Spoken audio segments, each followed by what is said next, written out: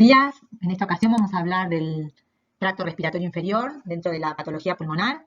Yo soy la doctora Guzmán Gabriela, médica de planta del Hospital José Trángulo, que es un servicio unificado. Bueno, vamos a empezar por recordar un poco de anatomía del tracto respiratorio inferior. Bueno, la laringe, que la van a ver en otra clase, y vamos a comenzar acá con la tráquea. La tráquea mide 11 centímetros de longitud por 2,5 centímetros de diámetro. Consta de 15 a 20 anillos cartilaginosos en C, hacia la parte anterior, por atrás tenía la membrana que tenemos del otro lado del esófago, y estos anillos cartilaginosos completos, digamos en C, lo que hacen es evitar, digamos, por un lado, que se colapse la vía aérea cuando uno hace la expiración y también protege de cualquier traumatismo. La tráquea se divide a su vez en los bronquiofuentes, bronquiofuente derecho y bronquiofuente izquierdo, ¿sí? Que el izquierdo es más divergente y el derecho nace más hacia abajo, y están ellos separados por la carina. Estos bronquiofuentes entran hacia el parénquima pulmonar por los cilios, por donde va a entrar el bronquio, la arteria, acompañado de la arteria, la vena, nervio y linfáticos. A su vez vamos a tener ahí los ganglios linfáticos que corresponden a los ganglios número 10, a los número 10 que están los ubicados en el ilio. El pulmón derecho pesa de 600 a 700 gramos, está constituido por 3 lóbulos, el lóbulo superior, el medio y el inferior, separados por las cisuras. Y el pulmón izquierdo, entre 450 y 500 gramos, también separados por una cisura. Y a su vez no tenemos que olvidarnos de la língula, ¿sí? Que remeda a uno, digamos, al lóbulo, pertenece al lóbulo superior, y remeda sería aparte de lo que sería el derecho, que tiene los tres, ¿no? Están recubiertos por una pleura visceral que recubre y sigue a todos los lóbulos pulmonares, y tenemos la pleura, lo que sería la parte costal, la diafragmática y la mediastinal, y después por afuera tenemos el espacio entre ambas pleuras y la pleura parietal. Bueno, esto es para que vean la macroscopía, cómo recibimos un lóbulo pulmonar, ¿sí? Esta sería desde su cara mediastinal. Acá vemos que quedó una sutura mecánica y vemos que la pleura visceral, que es esta, se encuentra lisa y brillante. Por otro lado, acá estamos marcando el ilio, que es por donde les dice que entraba el bronquiofuente, que sería esto que acá vemos que tiene cartílago, y la arteria y la vena va a estar colapsada. En esta foto macroscópica, que acá también vemos la pleura visceral, vemos un parche, que esto es por la cirugía, porque estaba la pleura parietal adherida a la visceral, entonces acá hay un parche de pleura parietal, que se ve más despulida. Bueno, vimos como la tráquea entra acá por el bronquio principal o bronquiofuente, que después se van a ir ramificando en los distintos bronquios secundarios, después en los bronquios terciarios, y después pasamos a los bronquiolos. El bronquiolo terminal, y después vamos a ver los bronquiolos respiratorios, ductos, sacos alveolares y alvéolos, acá magnificados, ¿sí? Vamos a hablar de una unidad anatómica, que es el segmento pulmonar, que es a partir del bronquio terciario, o sea que todos los lobulillos que estén a partir del bronquio terciario van a conformar el segmento pulmonar. Acá vemos el bronquio terciario, que entra con su rama arterial, y las venas que van por los tabiques intersegmentarios o interlobulillares, y también por el tejido conectivo subpleural. Bueno, en cuanto a la circulación vascular y linfática, como vimos, la rama de la arteria pulmonar va a entrar al lobulillo con un bronquiolo, lo va acompañando, ¿sí? Y la parte de las venas pulmonares, luego de que, bueno, la arteria viene con su sangre desoxigenada y se oxigena a nivel de los alvéolos, salen las vénulas, ¿sí? Y van a ir por la región subpleural y también por los tabiques interlobulillares o segmentarios. Asimismo, la circulación linfática va a tener dos plexos, un plexo superficial, que corresponde al que también va por en la zona subpleural, el tejido conectivo subpleural, y también por los tabiques interlobulillares, y un plexo central o profundo, que es el que va acompañando a bronquios y arterias. Acá vemos, esta correspondería a la pleura, al tejido conectivo subpleural y al tabique interlobulillar, ¿sí? Que acá en mayor aumento podemos ver venas y vasos linfáticos que van recorriendo a manera subpleural y en el tejido del tabique interlobulillar. Bueno, en cuanto a la histología, como vemos, acá al principio tenemos el bronquio terciario, ¿sí? Los bronquios van a estar revestidos por un epitelio cilíndrico simple, pseudoestratificado, ciliado, con células calciformes, como vamos a ver después. Mantienen el cartílago, ¿sí? Como vemos acá, ¿sí? Tenemos las glándulas, mucosas, seromucosas que se encuentran en la lámina propia, entre el epitelio y el cartílago. Y a medida que nos vamos alejando en la vía, se va perdiendo el cartílago y las glándulas. Entonces ya a nivel del bronquiolo terminal, ya no tenemos cartílago, pero sí tenemos una capa de tejido muscular, ¿sí? Acá tenemos un epitelio cilíndrico, cúbico ya, y una capa muscular que rodea al epitelio, siempre con la lámina propia interpuesta, ¿no? Y una arteria del mismo calibre, o arteriola del mismo calibre, que está acompañando al bronquiolo. El bronquio y el bronquiolo terminal tienen funciones de conducción, no de intercambio gaseoso. Ya el bronquiolo respiratorio va a tener, este es el bronquiolo respiratorio, ¿sí? Que también está acompañado por su vaso, que todavía posee áreas en las que tenga tejido muscular, y vemos que también tiene en sus paredes sacos alveolares. En esta figura también vemos acá los sacos alveolares y los alvéolos que lo constituyen, ¿sí? Y estas ya tienen como función el intercambio gaseoso. Bueno, vamos a hablar ahora de la unidad funcional de intercambio gaseoso, la unidad funcional está comprendida por el bronquiolo respiratorio, ¿sí? Y sus alvéolos. O sea, bronquiolo respiratorio, que sería este que lo vimos antes, acá tenemos una capa muscular, el epitelio que nos recubre, ¿sí? Y los sacos alveolares, y los alvéolos, que son los que van a constituir la unidad funcional respiratoria de intercambio gaseoso. Así nos llamamos a la unidad que comprende desde el bronquiolo terminal, que habíamos dicho que tenía una función de conducción, los bronquiolos respiratorios, los sacos alveolares y los alvéolos, ¿sí? Acá pueden ver mayor aumento, cómo sería un pulmón normal, esto es el aire, ¿no? Estos son los alvéolos, ¿sí? A nivel alveolar, acá vemos un macrófago, que están siempre en el espacio alveolar, y ven acá tenemos un capilar, los neumonocitos tipo 1, que apenas se ven porque son bien planos, y acá es donde se va a producir el intercambio gaseoso, el neumonocito con los glóbulos rojos que entran por el capilar.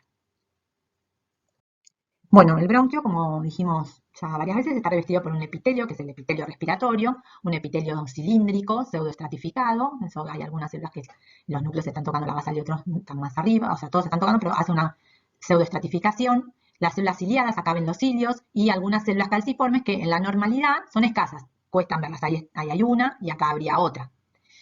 A medida que nos vamos alejando, ya el bronquiolo va perdiendo las cilias, ven que acá ya no tiene cilias, el epitelio se va haciendo más cúbico, acá hay algunas cilias, pero estas no. Y después cuando ya pasamos hacia los alvéolos, como habíamos mostrado antes en la foto anterior, ven que están constituidos por los neumonocitos tipo 1, que son estas células aplanadas, bien planas, con un núcleo que lo podríamos, si hacemos una inmunistoquímica con TTF1, ahí que marca nuclear, ahí podríamos verlo mejor, que seguramente cuando vean la parte de carcinoma lo van a ver, el macrófago alveolar y el capilar donde se produce el intercambio gaseoso. Ante cualquier evento inflamatorio o de alguna otra noxa, vamos a tener una hiperplasia de los neumonocitos tipo 2, que son los que producen el surfactante, que los ven así como una tachuela sobresaliente, con un núcleo ovalo redondo y un citoplasma eosinófilo que sobresale hacia la luz del alvéolo. Hay un montón de otras células, solamente les quise describir lo normal de las células neuroendocrinas que después van a dar lugar a las tumorletas, a los carcinoides, y que esta es una técnica de inmunohistoquímica con cromogranina para evidenciarla, porque si no a simple vista son muy difíciles de ver. Bueno, y lo último de la histología, un repaso, es para que vean la pleura, ¿sí? Acuérdense que la teníamos, esto correspondería a la pleura parietal, ¿ven? ¿Sí? A la pleura visceral, esto sería el alvéolo, el espacio alveolar, este sería el parénquima pulmonar, los neumonocitos, bueno, acá yo arreglé el dibujo, son todos hiperplásicos neumonocitos tipo 2, más o menos, y la pleura visceral que está cubierta por un mesotelio, ¿sí? Una lámina propia, después van a ver una doble capa de células elásticas, que en esta figura vamos a ver cómo se ve, ven que es una técnica para evidenciar las elásticas, y tenemos una doble hilera, una que es más seguida y la otra es más cortadita, las fibras elásticas. Esto tiene importancia para después cuando vean los tumores, si están invadiendo o no la pleura visceral, que eso, o sea, si vienen invadiendo de acá, tenemos que ver que invadan las elásticas para decir que hay invasión de esta pleura visceral, porque eso le cambia, digamos, TNM, eso lo van a ver después, pero lo importante de acá es que ustedes reconozcan que en la pleura visceral tenemos estas células mesoteliales, que también tenemos técnicas histoquímicas para poder evidenciarlas. Acá está el espacio pleural, la cantidad de líquido es muy escaso, el que hay normalmente. Las células mesoteliales y después tenemos la pleura parietal, que también tiene fibras elásticas, pero una sola hilera, con también tejidos conectivos, y la pared torácica, que vamos a tener la fascia endotorácica, que sobre todo vamos a ver adiposo, y las costillas y los músculos intercostales. Entonces, si ustedes, la histología sería esto: la pleura parietal, que comprendería esto, ¿sí? En nuestro esquema, corresponde a esto. Entonces, las células mesoteliales que apenas se ven, bien pegaditas, los núcleos, ¿sí? Lo que ven acá, ¿sí? Después el tejido conectivo, al no tener una elástica, no se ven, uno tiene con la hematoxilina y eosina es muy difícil, y acá es el tejido adiposo de la fascia endotorácica y el tejido muscular estaría por acá. Asimismo, al revés, la pleura visceral, que sería este esquema, si nosotros vemos, tenemos las células mesoteliales, ¿sí? Que acá estarían hiperplásicas, que corresponderían a esto en el esquema, y después el tejido conectivo, que acá está más laxo. Y como les había mostrado antes, lo ven, es esta misma pleura visceral, que está acá arriba, estarían las células mesoteliales, esto correspondería a los espacios alveolares, no se olviden que el pulmón también tiene sus elásticas, ¿sí? Y estas fibras que corresponden a las fibras elásticas de la pleura. Entonces, que son lo que vamos a después ver si invade o no el tumor acá. Bueno, los objetivos de la clase, vamos a ver, es una clase que abarca varios temas, vamos a ver la atelectasia y colapso, enfermedades pulmonares obstructivas, dentro de esto el enfisema, bronquitis crónica, bronquiectasias, asma y algo de vía aérea pequeña, bronquiolitis, y algunas enfermedades de origen vascular, embolia, hemorragia e infarto pulmonar. Bueno, la atelectasia. ¿Qué es la atelectasia? La atelectasia es la pérdida del volumen pulmonar producida por la expansión inadecuada de los espacios aéreos. Según el mecanismo por la que se produzca la atelectasia, podemos hablar de una atelectasia por reabsorción, otra por compresión y otra por contracción. La atelectasia, excepto la que es producida por contracción, es potencialmente reversible y se debe tratar rápidamente para evitar la hipoxemia y la infección superpuesta del pulmón colapsado. Bueno, ahora vamos a ver por qué la de contracción sería irreversible. Bueno, vamos a empezar por la atelectasia por reabsorción. ¿Qué va a pasar? Acá la obstrucción, una obstrucción, impide que el aire llegue a las vías aéreas respiratorias distales, entonces el aire se va a ir reabsorbiendo gradualmente y se va a producir el colapso alveolar. Se puede llegar a afectar un pulmón entero, solo un lóbulo o algunos segmentos. Las causas más comunes es que tenga un tapón mucoso o purulento, que sea un tumor, que en principio va a hacer el efecto de válvula y después, cuando haga la obstrucción total, recién ahí va a producir la atelectasia, o en los niños es común que se produzca por cuerpos extraños. Bueno, esta es una radiografía donde vemos la atelectasia completa del pulmón. Como les dije antes, lo más común son objetos extraños en niños o cáncer en personas mayores. Acá ven cómo está desviada la tráquea y se produce la atelectasia total. No vemos acá vemos el pulmón que está totalmente, bueno, que se ve que está con aire, y acá no, lo vemos todo, está todo, al estar acá, hacia acá, colapsado, no vemos el pulmón en el sitio donde debería estar. Bueno, en la atelectasia por compresión, la compresión está causada por la acumulación de líquido, sangre, ¿sí? O el mismo aire en un neumotórax, ¿sí? Como vemos acá, pueden ser derrames pleurales por insuficiencia cardíaca o secundarios a una neoplasia, o como vimos el neumotórax. Estos en general son basales, se pueden dar en pacientes con decúbito, sobre todo cuando es por derrame de líquidos, como la insuficiencia cardíaca, sobre todo en postcirugías y en postquirúrgicos. Bueno, y como vemos acá en la atelectasia por compresión, acá el aire por el neumotórax es el que produce la compresión del pulmón, que se ve como está colapsado, y ahí vemos la línea blanca de la pleura. Bueno, y la última es la atelectasia por contracción, que se producen cambios fibróticos que pueden ser localizados o generalizados, ya sea por una infección como una tuberculosis u otras, en donde ahí va a haber dificultad en la expansión y también en el retroceso elástico en la expiración. Por eso es irreversible, a diferencia de los otros dos, que si sacamos la obstrucción es reversible, y lo mismo si sacamos el líquido o el aire, en la que es por compresión también. En cambio, en esta ya son cambios fibróticos que no dejan al pulmón que se expanda o retroceda. Bueno, y esta sería una tomografía, ¿sí? Bueno, se ve mejor acá como tenemos una cicatriz, ¿sí? Y eso va a producir la atelectasia del lóbulo pulmonar por la cicatriz, ¿no? Acá está una cicatriz de Honeycomb, bueno, después lo van a ver cuando vean, esta sería una generalizada, cuando vean neumonía intersticial usual u otras que pueden producir áreas de atelectasia cicatrizal. Bueno, acá vemos la macroscopía, ¿sí? Esta es una pieza de un pulmón de un niño, acá vemos el pulmón normal, ¿sí? Y este es el pulmón atelectasiado o colapsado, ¿sí? Izquierdo. En este caso sería un lóbulo, que acá tenemos también una atelectasia del lóbulo. Esto sería macroscópicamente. Y en la microscopía lo que vemos acá es parte del pulmón normal, ¿sí? Como vemos acá, los espacios alveolares, y están llenos de macrófagos. Eso es normal a veces encontrar macrófagos dentro de los alvéolos, y acá ven cómo no debemos espacios alveolares, está todo colapsado. Todos los alvéolos, uno pegado al otro, no puede haber intercambio gaseoso, ¿no? Bueno, vamos a empezar por las enfermedades obstructivas, ¿sí? Estas se caracterizan por una limitación al flujo aéreo que habitualmente se ve por la resistencia al flujo aéreo que puede estar debida a una obstrucción parcial o completa de la vía aérea a cualquier nivel. Las entidades que comprenden estas enfermedades obstructivas, tenemos las enfermedades pulmonares obstructivas crónicas, en las cuales el cigarrillo es la causa más importante, donde vamos a hablar de enfisema, que el enfisema se define por su morfología y por la radiología, a diferencia de la bronquitis crónica, que su definición es clínica. Vamos a hablar de bronquiectasias, asma, que tiene, a diferencia del enfisema y la bronquitis crónica y las bronquiectasias, es una obstrucción que es reversible y en las otras es irreversible. Y vamos a tomar dentro de las enfermedades de las vías aéreas pequeñas, algunas cosas de bronquiolitis, porque bueno, cuando veamos más adelante vamos a ver que es muy abarcativa. Bueno, las enfermedades pulmonares obstructivas se caracterizan porque lo que tenemos es disminuido el cociente entre el BEP-1 y la capacidad vital forzada. ¿Sí? El BEP-1 es el volumen expiratorio forzado en el primer segundo, y este está disminuido. Como vemos acá, sería un patrón normal, ¿sí? En donde vemos el BEP-1 que alcanzó acá su pico máximo. En cambio, las enfermedades obstructivas en el primer segundo está disminuido porque no llega al pico de la normalidad, pero sin embargo la capacidad vital forzada no estaría, puede estar normal o hasta aumentada. Como vemos acá, llega hasta la normalidad, igual que en el gráfico de normalidad. Entonces el cociente va a estar disminuido por la disminución en el BEP-1. Esta obstrucción puede verse a una estenosis, ya sea anatómica, como puede ser en el asma, como puede ser en la bronquitis crónica, o en el caso del enfisema es porque hay una pérdida del retroceso elástico, con lo cual no se produce esta caída en el BEP-1. Bueno, vamos a empezar por enfisema. ¿Qué es el enfisema? El enfisema es el aumento anormal, irreversible de los espacios aéreos distales al bronquiolo terminal, con destrucción de las paredes alveolares y con mínima o sin fibrosis. Cada una de las palabras es importante, vamos a ir viendo por qué.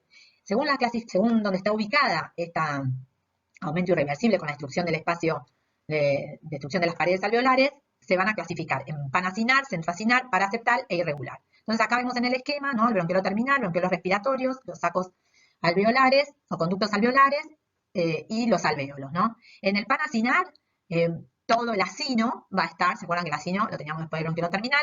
Todo el acino va a sufrir esta destrucción de la pared alveolar y lo vamos a ver tanto en los bronquiolos respiratorios como en los alvéolos. El centroacinar, como ven acá en el esquema, ¿sí? Lo que estaría más afectado serían los bronquiolos respiratorios. El paraceptal son aquellos que se encuentran en los alvéolos, como muestra el esquema, ¿sí? Y son de ubicación subpleural, y el irregular, generalmente adyacente a cicatrices, como vamos a ver después de cada uno. Bueno, en cuanto a la etiopatogenia, lo más importante acá es que hay un desbalance, ¿sí? Entre las elastasas, metalproteinasas, y las antiproteasas, ¿sí? Entonces, este desbalance está causado o por sustancias tóxicas, donde el más importante es el tabaco, o puede ser por una deficiencia congénita de alfa-1 antitripsina. De cualquiera de las dos maneras, aumentan las elastasas, ¿sí? O se inactivan las antiproteasas, con lo cual, ya sea desde los neutrófilos o desde los macrófagos, van a producir la lesión tisular y de ahí el enfisema. Bueno, en cuanto a los signos radiológicos del enfisema, van a ver el atrapamiento aéreo, ¿sí? La hiperclaridad, digamos, que también acá la vemos en las radiografías, ¿sí? El descenso y el aplanamiento del diafragma, y bueno, todos los cambios en la caja torácica, que se vuelve más acampanada, y las costillas que se horizontalizan.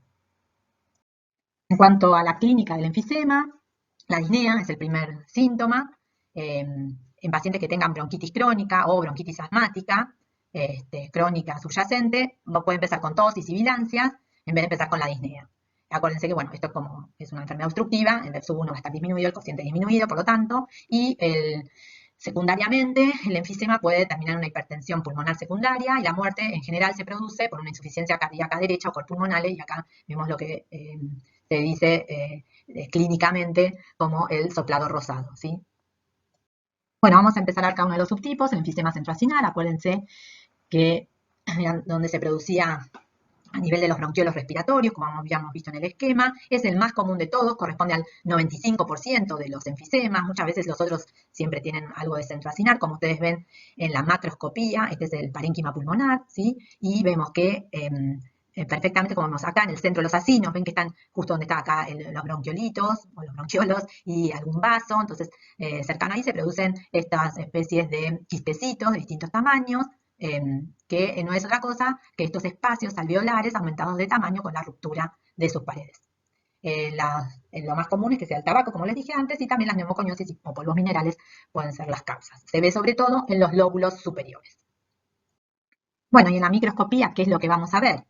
Vemos acá que este es el bronquiolo terminal, porque acá está su vasito, ¿sí? Que acompaña, su vaso arterial, su arteriola que acompaña, y alrededor de este vemos la ruptura acá del bronquiolo adyacente, ¿sí? De las paredes, y lo que hay que buscar siempre es, como vemos en estos son los espacios alveolares, ¿sí? Lo que se llama el botón enfisematoso, porque hay áreas que uno puede, esto corresponde al alvéolo, y este es un tabique de un alvéolo, esto no es enfisema acá y acá tampoco, pero acá sí, porque acá tenemos el botón enfisematoso. ¿Y qué es lo que buscamos? Un capilar en la punta de esta ruptura que se produce en la pared. Bueno, el enfisema panacinar, como vimos, era en el bronquiolo respiratorio, saco alveolar y acinos y alvéolos, perdón, y alvéolos.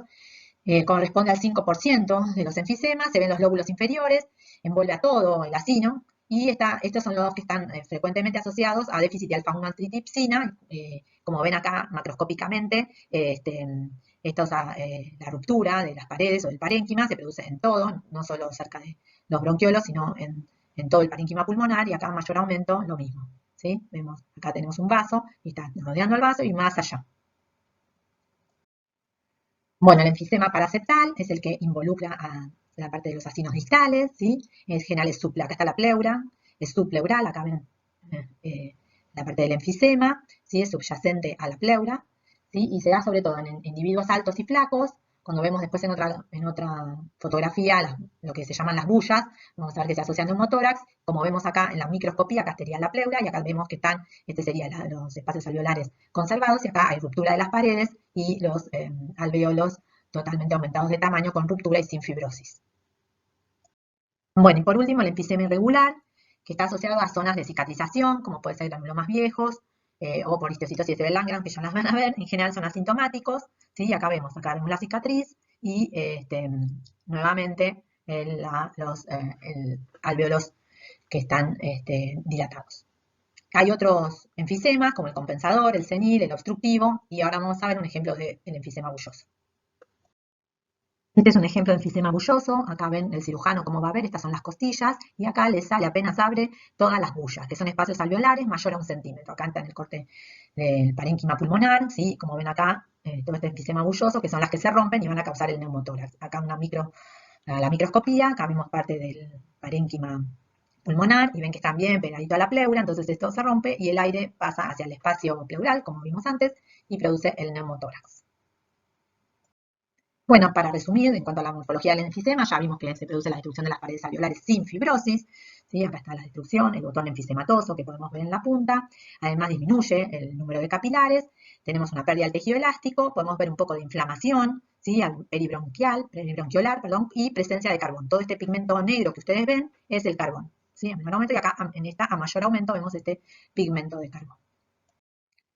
Bueno, y en una etapa más avanzada, este también ya fue un enfisema panacinar, por déficit de alfa-1-antitripsina, ya en una etapa más avanzada, aparte de que veamos este pigmento de carbón o antracosis, que es inicial, vemos acá un vaso que tiene una hiperplasia de la media, ¿sí? Lo mismo acá, que ya nos está hablando de que signo indirecto de hipertensión pulmonar, indirecto, ¿sí? Bueno, en esta también vemos que hay inflamación y una hiperplasia de las glándulas mucosas.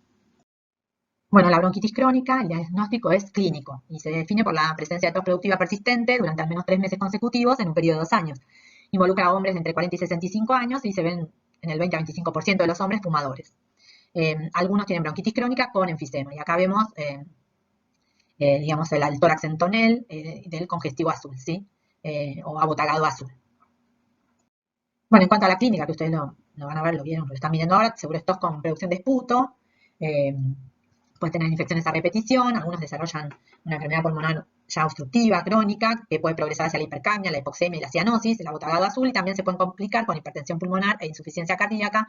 Y bueno, acá les volví a mostrar las curvas normal y la curva del EPOC. Bueno, en cuanto a las causas de bronquitis crónica, el tabaco, que dijimos que era el factor de riesgo más importante, también la polución ambiental y infecciones recurrentes respiratorias en la niñez también favorecen la bronquitis crónica. En cuanto a la patogenia, vemos los irritantes, el tabaco, ¿sí? Que va a producir una hipersecreción de moco en la vía aérea grande y también va a traer una bronquiolitis crónica en las vías aéreas pequeñas, sumado a toda la inflamación mediada por macrófagos, neutrófilos y linfocitos CD8, ¿sí? Que por, digamos, toda esta hipersecreción de moco, que también no va, las cilias con las bronquitis y la destrucción del epitelio no va a clarificar, ¿sí? Vamos a tener las infecciones y vamos a terminar en un EPOC. Bueno, en cuanto a la histología de la bronquitis crónica, lo que vamos a ver es una hiperplasia de las glándulas mucosas, que van a estar rodeadas por un infiltrado inflamatorio, linfocitario, con algunos macrófagos, que son estos. El epitelio cilíndrico pseudoestratificado, ciliado, puede sufrir metaplasia escamosa, con lo cual también va a perder su capacidad de clearance. Una de las cosas que podemos hacer es realizar el índice de Reid para evaluar el aumento del tamaño de las glándulas secretadas de moco en la tráquea y los grandes bronquios. Entonces, el índice de Reid lo que hace es medir desde la membrana basal hasta el pericondrio, donde empieza el cartílago, sería una de las mediciones, y la otra, la segunda medición, es donde empiezan las glándulas secretoras hasta donde terminan. Entonces, se establece que sería esta medición de las glándulas sobre el tamaño, digamos, que va desde el epitelio hasta el pericondrio. Esto nos da el índice de Reid, que el normal es 0,4. Es 0,4 o menos. Más allá de 0,5 se habla de bronquitis crónica. Bueno, y en la histología acá les muestro un bronquio, ¿sí? Que tiene la hiperplasia de las células calciformes. ¿Se acuerdan como vimos al principio que son muy pocas? Pero acá ya vemos que hay mucha cantidad de estas células calciformes, que son estas células llenas de moco, y la inflamación crónica, linfocitaria, predominio linfocitario con algunos macrófagos en la submucosa. Lo mismo esta área donde vemos acá la hiperplasia de las células calciformes y la metaplasia es el reemplazo de un epitelio maduro por otro de una metaplasia escamosa. Bueno, pasemos a bronquiectasias. ¿Qué son las bronquiectasias? Son dilataciones permanentes de los bronquios y bronquiolos que están causadas por la destrucción de la pared, que puede ser por una infección necrotizante, ¿sí? Que está asociada a una condición subyacente. Por ejemplo, una obstrucción bronquial que puede estar dada por un cuerpo extraño, un tumor localizado, una bronquiolitis o un asma. Sobre esto se sobreinfecta, el bronquio o el bronquiolo, depende a qué nivel esté, se dilata en forma permanente y va a sufrir inflamación y fibrosis, ¿no?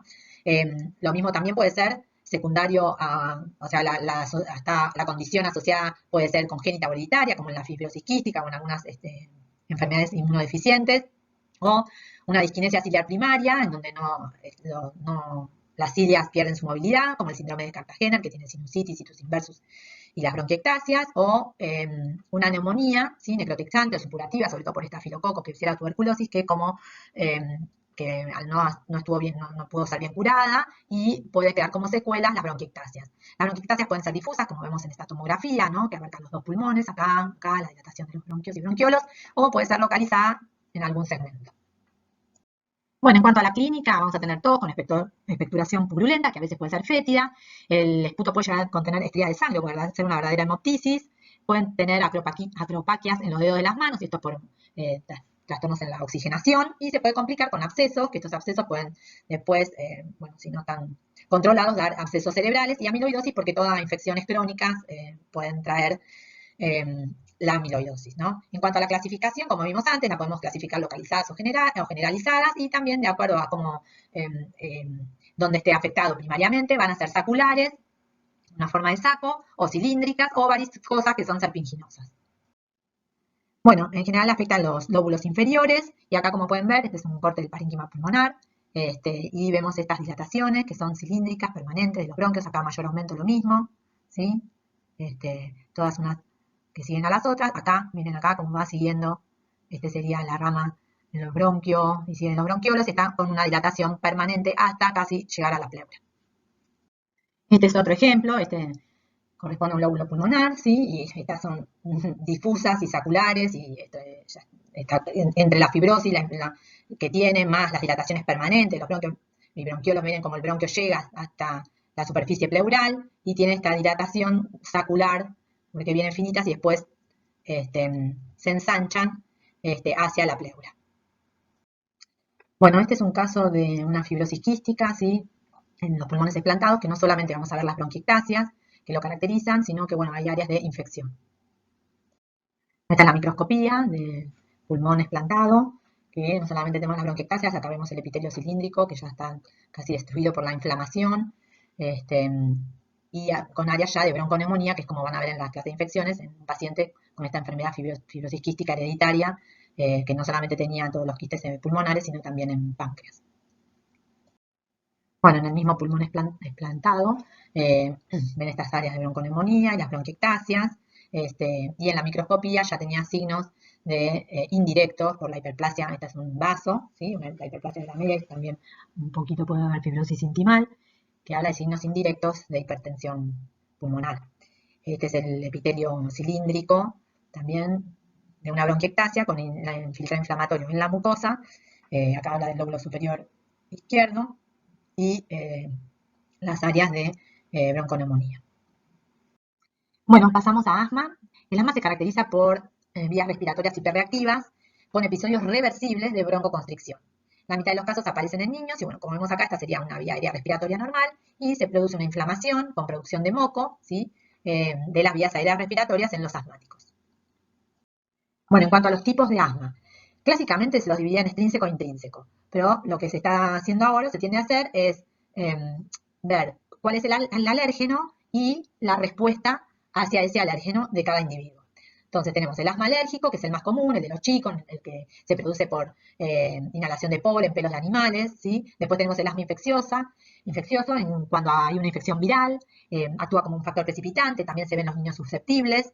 Hay un asma inducida por el ejercicio, un asma ocupacional, en donde puede haber, ahora vamos a ver la patogenia, una vía de inmunoglobulina E, como por ejemplo los trabajadores con animales, lanas, industrias farmacéuticas, donde el exógeno sería el factor precipitante, o hay algunos como los trabajadores del algodón, ¿sí? La vicinosis, en donde hay un estímulo directo del músculo liso, o hay por insecticidas un estímulo directo también del sistema parasimpático. Hay otros asmas inducidas por drogas, donde las más conocidas serían la aspirina y los antagonistas beta-adrenérgicos. Bueno, asma producida por polución ambiental y también los de factores emocionales. Bueno, en cuanto a la patogenia, tenemos una respuesta inmediata, en donde el alérgeno, como vimos el polen, ¿no? Se va a unir a una IgE, una inmunoglobulina E, ¿no? Lo cual va a producir la degranulación de los mastocitos, que van a producir mediadores inflamatorios y factores quimiotácticos para los neutrófilos, ¿sí? Los polimorfos nucleares. También estos mediadores de inflamación van a producir la broncoconstricción, estimulando las células musculares, y asimismo producen edema a través de los vasos capilares, ¿sí? Por estos mediadores inflamatorios, y el aumento de la secreción de moco. También tenemos una respuesta más tardía, en donde estos eosinófilos, por otro lado, también en la inflamación va a haber destrucción de las células epiteliales y de las cilias, con lo cual perdemos las cilias y perdemos el clearance. Y habíamos visto que había sustancias que también podían producir directamente la constricción, estimulando las fibras musculares a través de reflejos nerviosos de tipos de descargas vagales. Bueno, esto es un poco un resumen en cuanto al asma, porque es reversible, y las enfermedades pulmonares obstructivas crónicas, difusas, que estarían dadas con la noxa del cigarrillo, son irreversibles, ¿no? En el asma teníamos el agente sensibilizante, se producía la inflamación de la vía aérea, los linfocitos que median son los linfocitos T, CD4, y la presencia de eosinófilos hace que sea reversible la broncoconstricción y la limitación al flujo aéreo, por lo tanto, ¿no? En cambio, en las enfermedades pulmonares obstructivas crónicas, como vimos el enfisema, o la bronquitis crónica, o la bronquiectasia, que son irreversibles, tenemos una inflamación de la vía aérea que estaría dada más por los linfocitos TCD8, con presencia de neutrófilos y macrófagos, produciendo una limitación al flujo aéreo de tipo irreversible.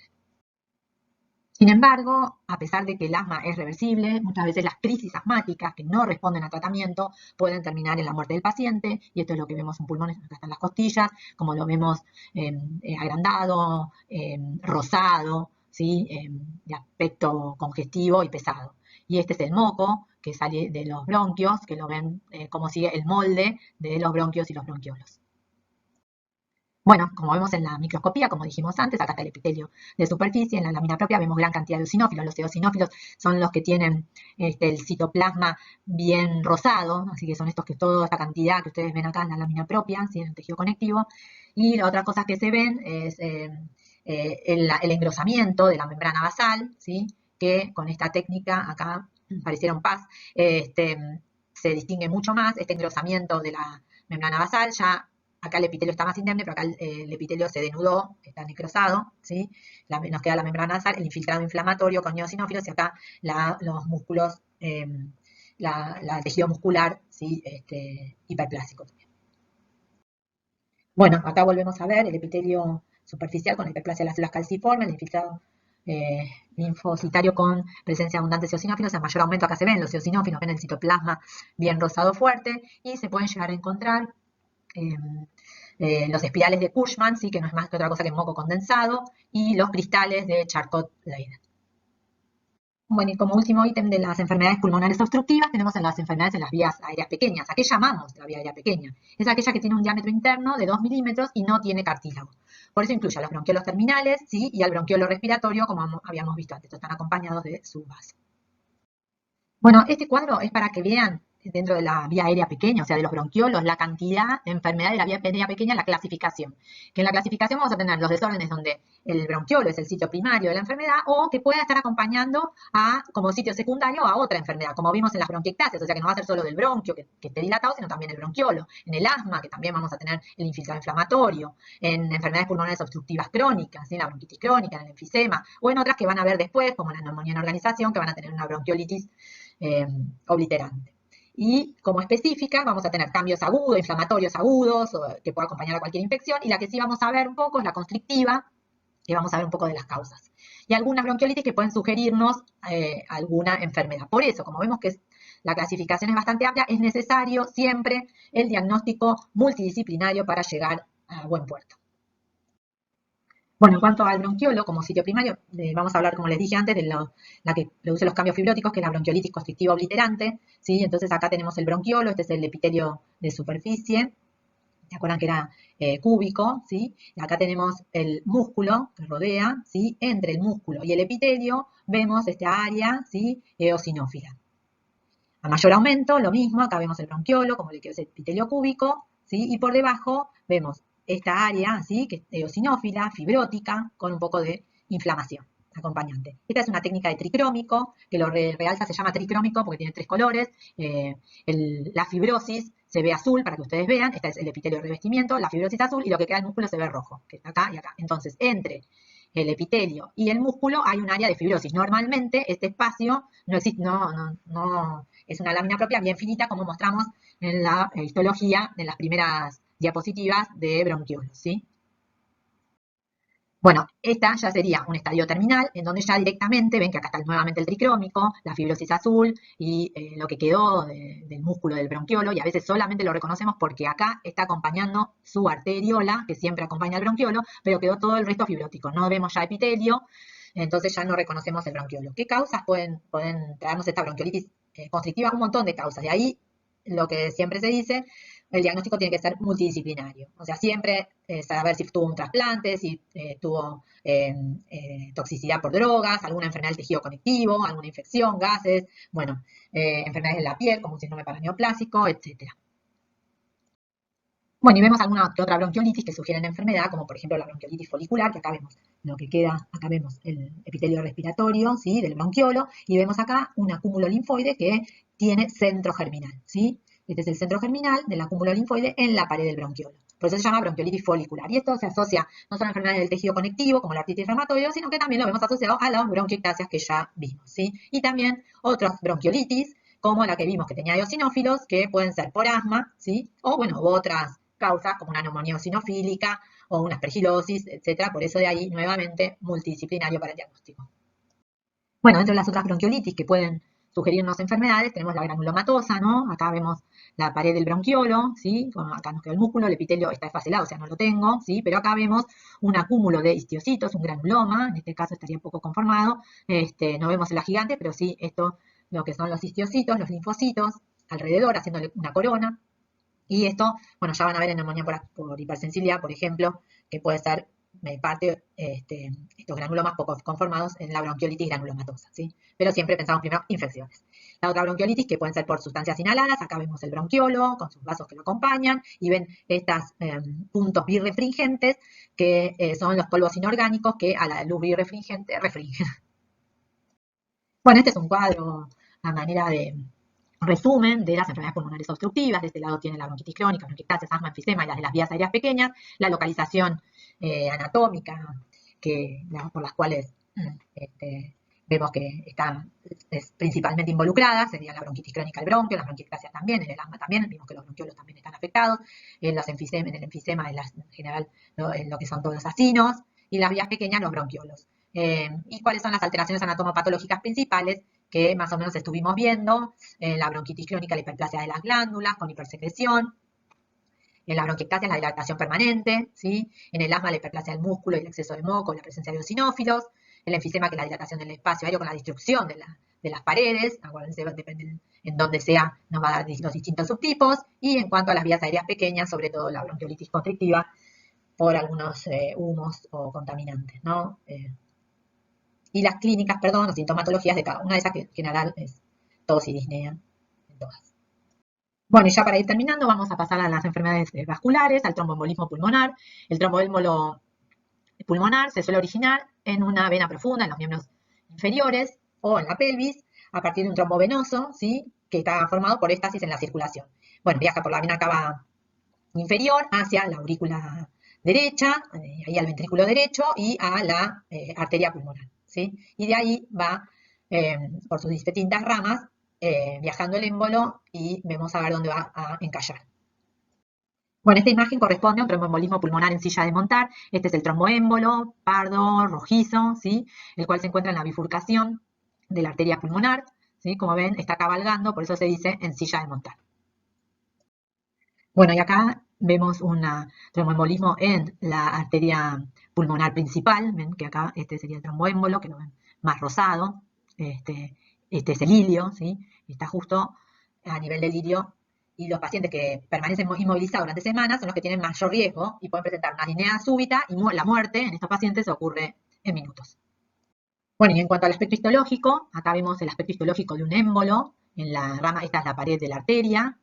Ven que hay el émbolo está viajando dentro de la luz de la arteria, ¿sí? Y acá tenemos un espacio entre la arteria y el émbolo, y cuando el émbolo se adhiere a la pared, esta es la pared arterial, y acá está adherido a la pared de la arteria, se convierte en un tromboémbolo que puede, bueno, ocluir y producir después de este tromboembolismo un infarto pulmonar, o puede esto organizarse y después ser removido, o si produjo un infarto en un área pequeña, después podría llegar a cicatrizarse. Bueno, y el infarto pulmonar, por último, es un área de necrosis isquémica. El 99% de los infartos son consecuencia de eventos trombóticos o embólicos que producen una oclusión vascular de las arterias pulmonares de mediano calibre. Porque si se producen las de pequeño calibre, puede que no tenga relevancia porque, como ustedes saben, el pulmón tiene una doble circulación. Por un lado, ramas de las arterias pulmonares y por el otro lado, las ramas que vienen directamente de la aorta, las ramas bronquiales, que van a irrigar todo lo que sea los vasos y los nervios por los vasos vasorum. Y entonces tiene una doble circulación el pulmón. Por eso, por lo tanto, el infarto es hemorrágico. Como les dije, cuando hay un tromboémbolo en pequeños vasos, puede no tener repercusión y no producirse el infarto, porque las otras arterias suplirían la sangre que falta, la oxigenación, digamos, que le falta a ese sector. Cuando son de mediano calibre se produce el infarto, cuando son de gran calibre, ya como vimos antes, pueden directamente producir la muerte súbita. Es más frecuente en los lóbulos inferiores y en general son periféricos y tienen esta forma triangular, porque acá es donde se produjo el tromboémbolo, la trombosis, entonces todo el área que irrigaba esta arteria se ve afectada con necrosis. La clínica, dolor súbito y tos. Bueno, y en cuanto a la histología del infarto, lo que vamos a ver es una necrosis del parénquima. Acá ven que queda parénquima remanente sano, porque vemos los espacios alveolares, y acá donde está acá el tromboémbolo, esta es la arteria, y acá se produjo el tromboémbolo, y todo alrededor hay una necrosis del parénquima, que lo vemos acá a mayor aumento, y es hemorrágico, como ustedes bien pueden ver, lleno de hematíes, macrófagos y detritus. Si este infarto, si este tromboémbolo fuera infeccioso, se pueden provocar infartos sépticos y abscesos.